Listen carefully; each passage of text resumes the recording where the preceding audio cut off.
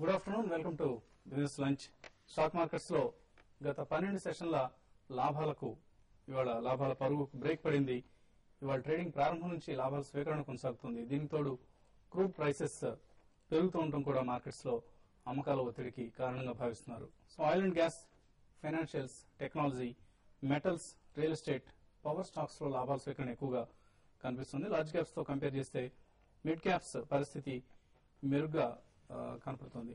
అలాగే index stocks లో Cipla, BHEL, Hero Honda, RCom, SBI ఇవి లాభాల్లో ట్రేడ్ అవుతుంటే Tata power, M&M, DLF, Wipro, Jindal steel, అలాగే ఇన్ఫోసిస్, బజాజ్ ఆటో, హెచ్డిఎఫ్సి ఇవన్నీ నష్టాల్లో ట్రేడ్ అవుతున్నాయి. ఈవెన్ ఐసిఐసిఐ బ్యాంక్ కూడా నష్టాల్లో ట్రేడ్ అవుతుంది. సో ఇండెక్స్ లో వెయిటేజ్ ఉన్న స్టాక్స్ లో Infosys, Reliance industries, ICICI bank ప్రధానంగా ఈ 3 స్టాక్స్ ఇండెక్స్ నష్టాలకు కారణంగా చెప్పుకోవచ్చు.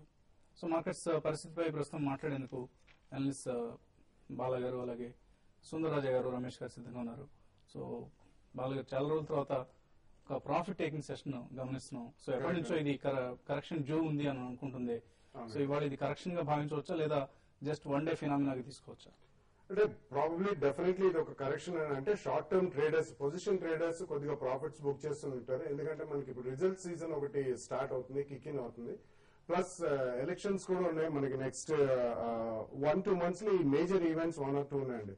సో లాస్ట్ 15-20 days లో ఏదైతే మార్కెట్ బాగా పెరిగిందో ఆ వార కరెక్షన్ అనేది డెఫినెట్లీ సెటిల్ అయిందని చెప్పొచ్చండి. కొద్దిగా ప్రాఫిట్ బుకింగ్ కూడా మనకి 31st March net asset value గురించి డొమెస్టిక్ ఇన్స్టిట్యూషన్స్ కానీ ఎఫ్ఐఎస్ కానీ ఎవరైతే అంటే ఆఫ్ షోర్ ఫండ్స్ వీళ్ళు ఎవరైతే కొన్నారో ఆ వార కొద్దిగా ప్రాఫిట్ బుకింగ్ మాత్రం తప్పకుండా జరుగుతుందండి. నెక్స్ట్ కపుల్ ఆఫ్ మంత్స్ లో మాత్రం ఈ ఈవెంట్ బేస్డ్ సెల్లింగ్ ఎప్పుడైనా వస్తే definitely we should use it as a good opportunity to buy at the first price point. అన్ని ఒక్కసారి కొనుక్కుంటే స్టాగర్డ్ బయింగ్ చేసుకుంటూ వెళ్తే తప్పకుండా నెక్స్ట్ 2 months లో మంచి ఆపర్చునిటీస్ వస్తాయి. This is one of the corrections which is setting in అండి. సో నిఫ్టీ 5880 దగ్గర 1500 క్లియర్ గా దిగువన ట్రేడ్ అవుతుంది. సో ఇక్కడ నుంచి ఎక్కడ నిఫ్టీకి సపోర్ట్ దొరికే అవకాశం ఉంది? ఇంట్రాడే మూవ్మెంట్ చూస్తే కనుక 5850 దగ్గర చాలా స్ట్రాంగ్ సపోర్ట్ కనిపిస్తుంది. మార్కెట్ నా ఉద్దేశంలో సపోర్ట్ ఉన్నా కూడా ఎంబడే లాస్ట్ 10-15 minutes మంచి రికవరీ కూడా చూస్తాం, 30 to 40 points. అంటే కొంచెం లోయర్ రేట్ లో కూడా బయింగ్ కూడా వస్తుంది. కాబట్టి టెక్నికల్ గా రేపు ఎల్లుండి ఎలా ఉంటుంది అనే దాన్ని మనం అర్థం చేసుకోవాలంటే కనుక క్లోజింగ్ టైం కి అట్లీస్ట్ ఒక 3 o'clock కి 59 పైన కనుక నిలబడితే కనుక ఫర్దర్ గా లాంగ్ పొజిషన్ తీసుకొని ఎంబడే 59 కింద స్టాప్ లాస్ పెట్టుకోవాలి. అలాగే మార్కెట్ 5850 కింద కనుక ట్రేడ్ అవుతే కొంచెం షార్ట్ టర్మ్ బయర్స్ మటుకు కొంచెం కాషియస్ ఉండాలి. కొంచెం ప్రాఫిట్ బుక్ చేస్తే మంచిది. 5850 కింద మార్కెట్ నా ఉద్దేశం న్యూట్రల్ జోన్ లో ఉంది. సో ఫ్రెష్ బయింగ్ అయితే ఈ లెవెల్లో అవాయిడ్ చేయాలి. అలాగే మార్కెట్ కరెక్షన్ వచ్చేస్తుందని చెప్పి షార్ట్ సెల్లర్స్ మటుకు ఈ లెవెల్లో షార్ట్ పొజిషన్ తీసుకోకూడదు. అన్లెస్ కన్సాలిడేషన్ పూర్తి మళ్ళీ డౌన్ సైడ్ బ్రేక్అవుట్ వస్తే తప్ప షార్ట్ పొజిషన్ తీసుకోకూడదు. సో మార్కెట్ 59 పైన క్లోజ్ అవుతుందా లేదా అనేది నెక్స్ట్ టెక్నికల్ గా మేజర్ అంశం. 59 పైన క్లోజ్ అవుతే కనుక పాజిటివ్, లేదంటే కనుక ఫర్దర్ మైనర్ కరెక్షన్ మళ్ళీ కొనసాగే అవకాశం కనిపిస్తుంది. సో కమాడిటీస్ లో గమనిస్తే క్రూడ్, బ్రెంట్ క్రూడ్ ఆల్మోస్ట్ $121 దగ్గర ఉంది. మన దగ్గర కూడా ఆల్మోస్ట్ 4812 రూపీస్ దగ్గర బ్యారెల్ క్రూడ్ ట్రేడ్ అవుతుంది. సో అలాగే గోల్డ్ అండ్ సిల్వర్ కూడా ఓవర్సీస్ క్యూస్ బేస్డ్ గా స్ట్రాంగ్ గా ట్రేడ్ అవుతున్నాయి. సో ఓవరాల్ కొంత గ్రీన్ జోన్ లోనే కనిపిస్తున్నాయి ఎక్కువ, ఈవెన్ బేస్ మెటల్స్ గమనించినా కూడా అప్ ట్రెండ్ అనుకోవచ్చా దీన్ని, లేదా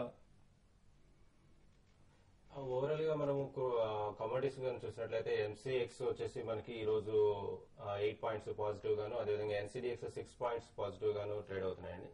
అదేవిధంగా మనం గోల్డ్ చూసినట్లయితే లాస్ట్ 5 ట్రేడింగ్ సెషన్ లో నుంచి కనుక మనం అబ్జర్వ్ చేసినట్లయితే అరౌండ్ 21,110 నుంచి 20,925 వరకు ట్రేడ్ అవుతుంది. లాస్ట్ 5 ట్రేడింగ్ సెషన్ లో కనుక మనం అబ్జర్వ్ చేసినట్లయితే ఈ రోజు కొంత అప్ ట్రెండ్ ఉన్నప్పటికీ కూడా, ఓవరాల్ బుల్లిష్ ఉన్నప్పటికీ కూడా కొంత షెల్లింగ్ ప్రెషర్ రావడానికి అవకాశం ఉంది. మనము ఈ రోజు కనుక చూసినట్లయితే గోల్డ్ అరౌండ్ 21,050 నుంచి 21,090 రేంజెస్ లో కనుక మనము సెల్ చేసుకున్నట్లయితే 21,140 స్టాప్ లాస్ గా మనం చూడవచ్చు అండి. ఇది ఒకసారి మనకి 20,930 నుంచి 950 రేంజ్ లో టచ్ చేయడానికి అవకాశం ఉందండి.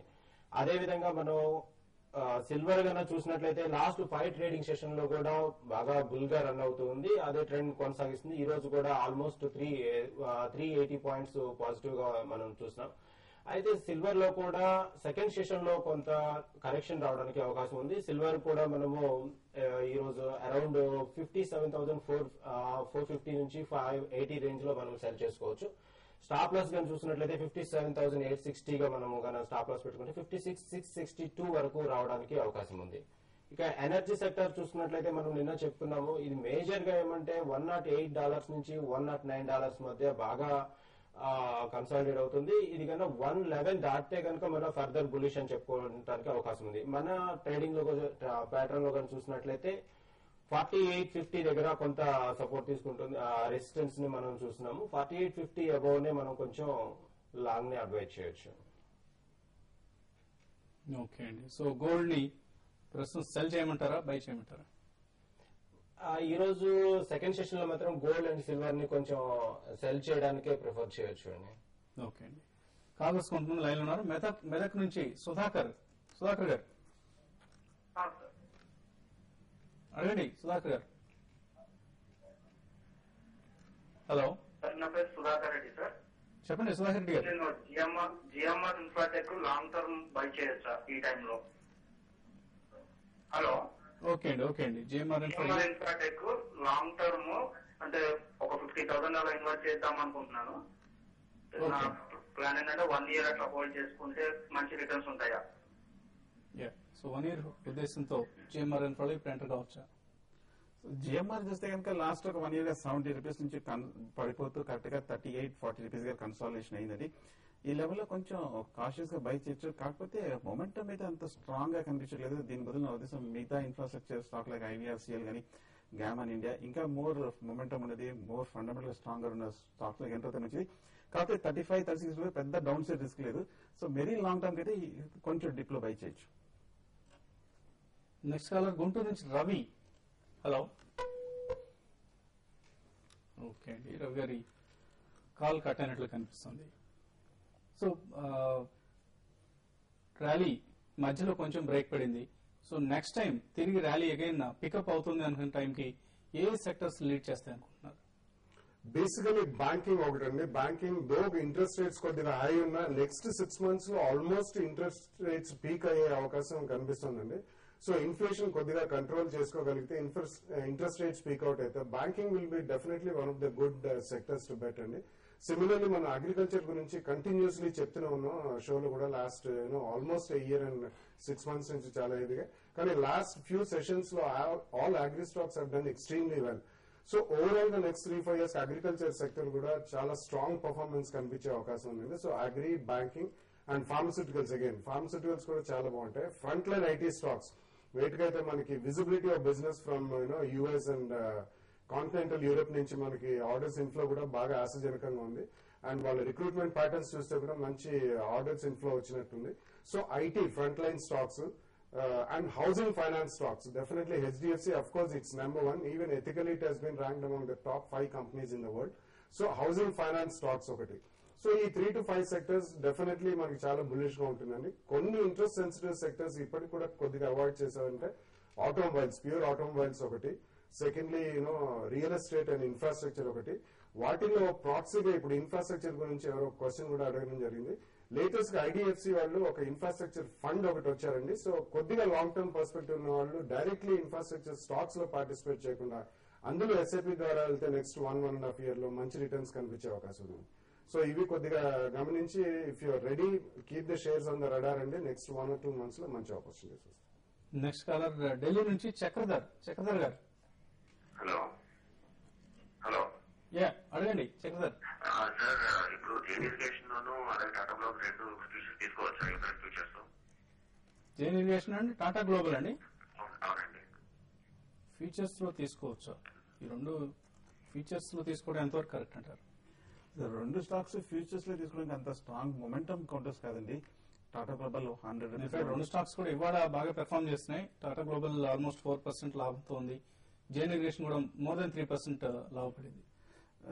టాటా గ్లోబల్ చూస్తే కనుక కరెక్ట్ గా 100 రూపీస్ దగ్గర కొంచెం స్ట్రాంగ్ బ్రేక్అవుట్ అనేది కనిపించింది. నా ఉద్దేశం డెఫినెట్ గా ఈ లెవెల్లో కొంచెం బై చేసి కాషియస్ గా బై చేయండి.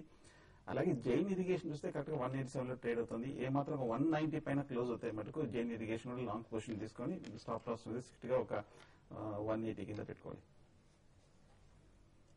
ఓకే అండి. నెక్స్ట్ కాలర్ నిజామాబాద్ నుంచి రవీందర్ గారు. నమస్కారం అండి. నమస్తే. ఈ మ్యూచువల్ ఫండ్స్ లో సార్ దీంట్లో ఎన్ఏబి తీసుకున్నామండి రిలయన్స్. దాంట్లో అమౌంట్ ఇప్పుడు కట్టచ్చండి ప్రజెంట్, లేకుంటే ఇంకో 1 month తర్వాత కూడా కట్టచ్చండి? ఏ స్కీమ్ అండి మీరు తీసుకున్న? Highest NAV schema? అవునండి. రిపీటెడ్ గా చెప్తున్నాను, హైయెస్ట్ ఎన్ఏవి స్కీమ్స్ ని ఎవరు సబ్స్క్రైబ్ చేయొద్దు, అదంతా చాలా ట్రాన్స్పరెన్సీ తక్కువ ఉన్న స్కీమ్స్ ఇవని చెప్తూ వస్తున్నాం. అందులో ఎటువంటి ఎంత ఇన్వెస్ట్ చేశారండి? ఆల్రెడీ మీరు ఇన్వెస్ట్ చేశారా? అవునండి, ఇయర్లీ 25,000 అండి. ఇయర్లీ 25,000. చాలా ఏజెంట్స్ మాత్రం చాలా డూప్ చేస్తున్నారండి, ఇన్వెస్టర్స్ ని మిస్లీడ్ చేస్తున్నారు. వాళ్ళకి అంటగట్టేందుకు, కమిషన్ కోసం అంటగట్టేందుకు సాధ్యమైనంత ఎక్కువ ప్రయత్నం చేస్తున్నారు.